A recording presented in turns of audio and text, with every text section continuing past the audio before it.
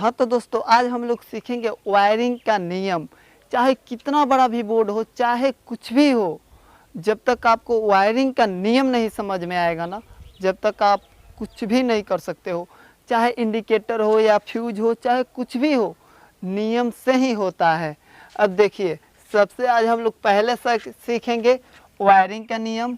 दूसरे में सीखेंगे फ्यूज, सॉकेट, इंडिकेटर। इसके बारे में भी सीखेंगे, फ्यूज, सॉकेट और इंडिकेटर के भी बारे में सीखेंगे। और एक सामान्य बोर्ड की वायरिंग, एक बोर्ड बनाएंगे और उसमें एक बल्ब होगा और एक पंखा होगा और एक पाइपिंग सॉकेट, इसका वायरिंग करेंगे। और नियम से सबसे महत्वपूर्ण चीज़ है वायरिंग का नियम। चाहे कितना बड़ा भी घर हो, चाहे कितना बड़ा भी बोर्ड हो, जब तक आपको नियम नहीं समझ में आएगा, जब तक आप वायरिंग नहीं कर सकते हो। इसीलिए सबसे पहले नियम बहुत ज़्यादा ज़रूरी है। तो चलिए शुरू करते हैं आज का वीडियो। वायरिंग समझने से पहले हम लोग स्विच के बारे में समझते हैं, स्विच कार्य क्या करता है। इसलिए जो भी होगा ना, जीरो लेवल से, एकदम जीरो लेवल से मैं चालू करने जा रहा हूँ हाउस वायरिंग का क्लास। जो ये मेरा फर्स्ट दिन है और फर्स्ट डे क्लास है हाउस वायरिंग का। इसके पहले भी बहुत सारा वीडियो पड़ा हुआ है, आप लोग जा कर के देख सकते हो। मगर वायरिंग का यह मेरा फर्स्ट डे यानी फर्स्ट क्लास है वायरिंग का, सिर्फ वायरिंग का। और इसके आगे भी आने वाला वीडियो अधिकतम वायरिंग के ही ऊपर आएगा। तो वायरिंग का टोटल में A to Z MCB के साथ बोर्ड की वायरिंग, हर चीज़ आपको इस चैनल पे मिलने वाला है। अब हम लोग समझ लेते हैं स्विच का कार्य। यह कार्य कैसे करता है। इसका कार्य है किसी भी उपकरण को चालू करना और बंद करना। इसका सिर्फ एक ही काम है, किसी भी उपकरण को चालू करना और बंद करना। अगर आप चाहो तो यहाँ से दाबोगे तो ये बंद हो जाएगा, अगर आप चाहोगे चालू करना तो चालू हो जाएगा। इसका कार्य ही होता है किसी भी उपकरण को चालू या बंद करना।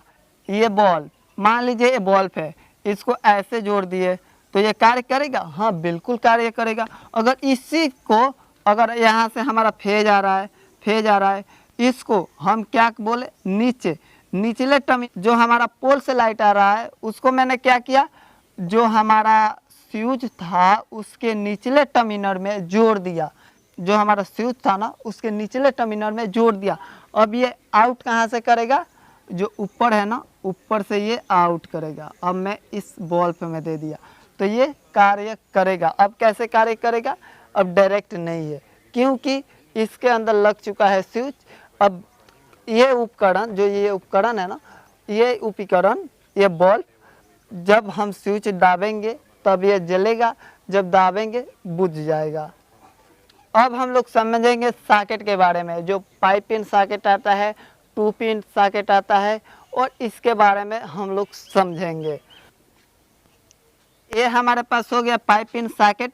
अब हम लोग इसके बारे में समझते हैं, ये कार्य कैसे करता है, इसका नियम क्या है। और कभी भी जो पाइप पिन सॉकेट होता है उसमें दाहिने के तरफ जो हमारे दायां हाथ होता है, ये हाथ जो हमारा दायां हाथ होता है उसके तरफ उसमें लाइट रहता है, यानी जो फेज रहता है वो दाहिने साइड में रहता है। एक बात का आप ध्यान रखिए, हर इलेक्ट्रिशियन गलती यहीं पे करते हैं, जो दाएं बाएं नहीं देखते हैं।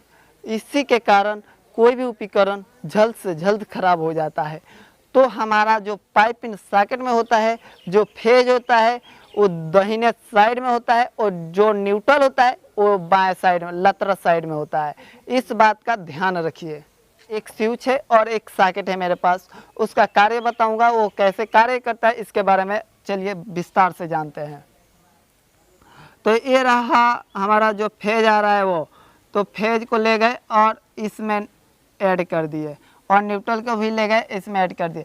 तो ये तो डायरेक्ट हो गया, मगर हमको डायरेक्ट नहीं करना है पाइप इन सॉकेट को, इस स्विच के माध्यम से ले जाना है। तो जैसे आप पहले ही समझ चुके हैं स्विच के बारे में, तो कैसे ऐड होगा, तो जो न्यूट्रल है, न्यूट्रल, अभी मेरा दाहिने हाथ कौन आ रहा है, ये आ रहा है, ठीक है। तो कभी भी ध्यान रखिए, जो हमारा न्यूट्रल है ये क्या होगा, इसमें ऐड हो जाएगा, एक दूसरे में ऐड हो गया न्यूट्रल, ठीक है, न्यूट्रल ऐड हो गया। अब हमारा जो बचा जो फेज, तो फेज कैसे जाएगा? जो हमारा स्विच है, स्विच के माध्यम से इसमें जाएगा फेज। तो यहाँ से आप जो निचला टर्मिनल है, जो स्विच का निचला टर्मिनल होता है, उसमें हम लोग डाल दिए फेज, और यहाँ से हम जो आउट कर रहा है हमारा स्विच, उससे हम लोग कनेक्शन कर दिए पाइप इन सॉकेट में। अब क्या होगा, जब हमारा स्विच दबेगा तब हमारा ये पाइप इन सॉकेट कार्य करेगा, वरना नहीं करेगा। अब हम लोग इसी में जान लेते हैं इंडिकेटर। इंडिकेटर का कार्य क्या होता है? इंडिकेटर वैसे भी घर में लगाया ही क्यों जाता है, उसे नहीं लगाना चाहिए, मगर उसका कार्य ये है, कभी भी लाइन कटने पर जो इंडिकेट करता है कि घर में लाइट है। यहाँ पर समझिए, यहाँ पे समझने वाला बात है, जैसे मैं वायरिंग किया हूँ वैसे समझने वाला बात है, क्योंकि जब हमारा पाइप इन सॉकेट कार्य करेगा तब भी जा करके मेरा इंडिकेटर जलेगा, और वो इंडिकेट करेगा कि पाइप इन सॉकेट चालू है, वरना नहीं इंडिकेट करता है। और ऐसा कनेक्शन कहाँ पे किया जाता है? जैसे एसी हो गया, गीजर हो गया, वहाँ पे आप किस टाइप से, जो हमारा एसी का बोर्ड होता है वहाँ पे हम लोग स्विच नहीं लगाते, क्योंकि जो हमारा एसी का बोर्ड होता है ना, ऊपर होता है, तो ऊपर उसे ऑन ऑफ करने कौन जाएगा? उसे नीचे से ही ऑन ऑफ किया जा सकता है। वहाँ पे 3 मॉडल का बोर्ड लगता है, जिसमें एक पाइप इन सॉकेट और एक इंडिकेटर अच्छे तरीके से आ जाते हैं, तो वहाँ पे डालना चाहिए इंडिकेटर। तो जब हमारा इंडिकेटर हो, अगर आप यहाँ से स्विच से नीचे, मान लीजिए हमारा स्विच है, यहाँ से आप ऑन किए तो हमारा इंडिकेटर भी ग्रो करेगा, और इंडिकेटर बताएगा कि आपका पाइप इन सॉकेट में लाइट आ रहा है। ठीक है, इंडिकेटर का मेन कार्य होता है लाइट को इंडिकेट करना कि घर में लाइट आया है या नहीं। अगर इंडिकेटर ही नहीं जलेगा तो कैसे पता चलेगा कि लाइट आया है या नहीं आया? तो इसलिए जो इंडिकेटर होता है लाइट को इंडिकेट करने के लिए लगाया जाता है, ताकि पता चले घर में लाइट आया है या फिर नहीं। तो अब हम लोग बनाते हैं एक सामान्य बोर्ड, जिसमें लगा होगा एक पाइप इन सॉकेट, 3 स्विच और एक पंखा और एक बल्ब। चलिए इसकी वायरिंग करते हैं। अब हम लोग समझते हैं वायरिंग का नियम। सर्वप्रथम पहला नियम ये है कि सभी उपकरण में, जैसे ये हमारा पंखा उपकरण हो गया, ये हमारा बल्ब उपकरण हो गया, सभी उपकरणों में न्यूट्रल की एक एक पॉइंट, न्यूट्रल की एक एक पॉइंट सभी उपकरण में जोड़ दिया जाता है। जैसे ये हमारा पाइप इन सॉकेट हो गया, ये भी उपकरण है, तो सभी उपकरणों में पहला नियम ये है कि न्यूट्रल की एक वायर को सभी उपकरणों की एक एक वायर में जोड़ दिया जाता है। तो चलिए हम क्या करते हैं, यहाँ से उठाते हैं न्यूट्रल, और ये रहा हमारा न्यूट्रल, इसमें ऐड कर दिया। ये हमारा पंखा का एक न्यूट्रल है, हम इसमें ऐड कर दिया, और ये हमारा बल्ब का न्यूट्रल है, इसमें भी ऐड कर दिया, और हमारा सीधे आगे कहाँ पे, पाइप इन सॉकेट में। अब यहाँ पे पाइप इन सॉकेट में भी ऐड हो गया। अब हम लोग समझते हैं जो हमारा दूसरा नियम है फेज की वायरिंग। तो दूसरा नियम यह है, ये जो फेज है इसको मैं ऐसे लाया, और ये जो तीनों है, तीनों को ऐड कर दिया जाता है। तो तीनों क्या करेगा, ऐड हो गया एक दूसरे में। जो स्विच की जो टर्मिनल होते हैं नीचे वाले, उसे ऐड कर दिया जाता है। उसके बाद से फेज जो होता है एक किसी में भी डाल दिया जाता है। जो हमारा फेज था और हमारे स्विच के निचले टर्मिनल में ऐड हो गए। अब आउट इसमें से कौन कौन कर रहा है, ये भी आउट करेगा। तीसरा नियम ये है कि आउट जो कर रहा है, जो हमारे स्विच से आउट कर रहा है, तो सभी उपकरण में जो एक यहाँ पे बचा है ना, एक यहाँ पे बचा है, हम सिर्फ जो न्यूट्रल है सिर्फ एक एक वायर में से जोड़े हैं।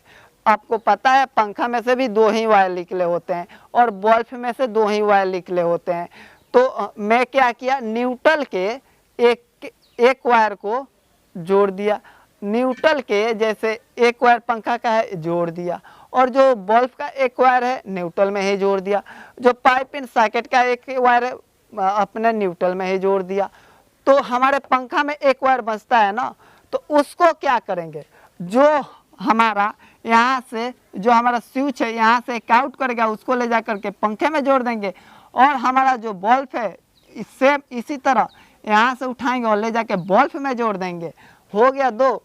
और ये हमारा बच्चा पाइप इन सॉकेट, और पाइप इन सॉकेट में कभी भी आप ध्यान रखिए जो हमारा फेज होता है वो दाहिने साइड में होना चाहिए।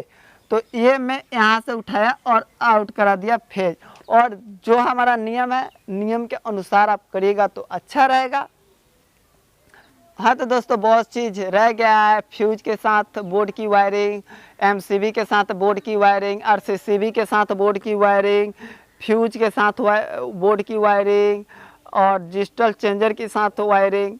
बहुत ऐसा चीज़ रह गया है जो हम लोग आगे आने वाला वीडियो में कवर करेंगे, और जो मेन बोर्ड की वायरिंग होता है वो हम लोग पूर्ण तरीके से अच्छे तरीके से सीखेंगे। अगर आप चैनल पर पहली बार आए हैं तो नीचे लाल कलर का जो बटन दिख रहा है उसे दबा करके आप चैनल को सब्सक्राइब कर लीजिए, और घंटी को भी दबा दीजिएगा ताकि मैं कभी भी वीडियो डालूँ तो सबसे पहले आपको मिल पाए। अगर आपको हम लोगों से वायरिंग कराना है भगत A to Z टीम से, तो नीचे दिया गया नंबर है उस पर आप लोग कॉल करिए और डायरेक्ट आप हमसे बात करिएगा। जो भी काम होगा एकदम परफेक्ट तरीका से होगा, नियम के अनुसार होगा। फिर मिलते हैं किसी नेक्स्ट वीडियो में, जब तक के लिए बाय बाय।